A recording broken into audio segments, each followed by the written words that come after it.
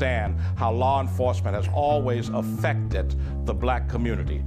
When he talks about outsiders coming in, he doesn't understand that it was always those who had the ability and chose to do the organizing that has pushed forth the human rights, civil rights agenda in this country. Police brutality has always been an international issue. However, during the past years, it has become a growing epidemic. There have been countless documented scandals of police brutality across the U.S. Coverage stories such as the killing of unarmed teenager Michael Brown in Ferguson, Missouri, and the death of Eric Garner, placed in a chokehold by a New York City policeman, have received widespread attention across the country. 79% of police officers are not satisfied with the way that the justice system deals with the individuals that they arrest. 49% feel that the only way a criminal will receive any punishment was to punish the individual him or herself. Americans commonly believe law enforcement's role in society is to protect them and ensure peace and stability within the community. But the sad reality is that the police departments are often more focused on enforcing laws, making arrests, and issuing citations. As a result, we are 8 times more likely to be killed by a police officer than by a terrorist. How and why is it that, statistically speaking, Americans should be more fearful of local cops than terrorists?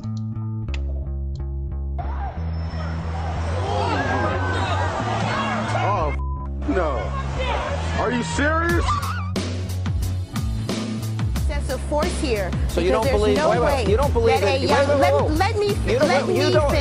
There is no way that a young man who is unarmed should have 2 shots in his head. But he, right, you're going to be in handcuffs.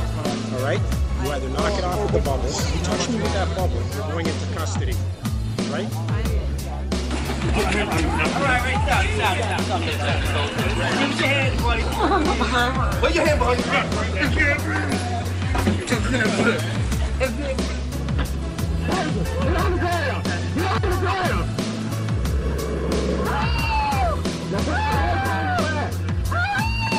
Put your hands on.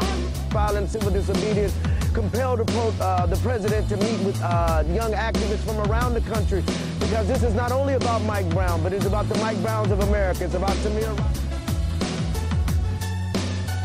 Each year, thousands of police misconducts are reported, especially by African Americans and other people of color.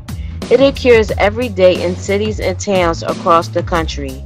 Through the findings of a USA Today analysis of 7 years of FBI data, a quarter of the 400 annual deaths reported to the federal authorities by local police departments were white on black shootings. In the court to receive them, they had mutilated faces because they had been beaten to a pulp as an initiation rite for white cops coming on the... White America doesn't really get it. Whites are quicker to accept the storyline laid out by authorities. But why should you care? Well, black people across the United States are more likely to face discrimination in the criminal justice system and be harassed, arrested, and shot by police.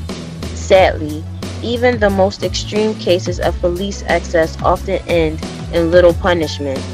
But that has not stopped the strive and determination to retaliate. Black Lives Matter has become a huge movement, inspiring the entire country to get active, get organized, and fight back.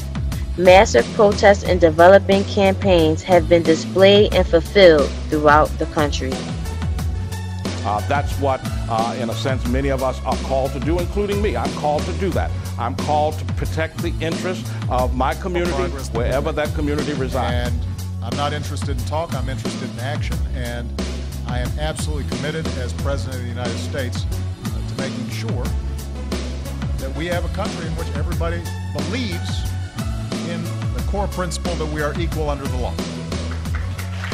You never know who's next, so take a stand.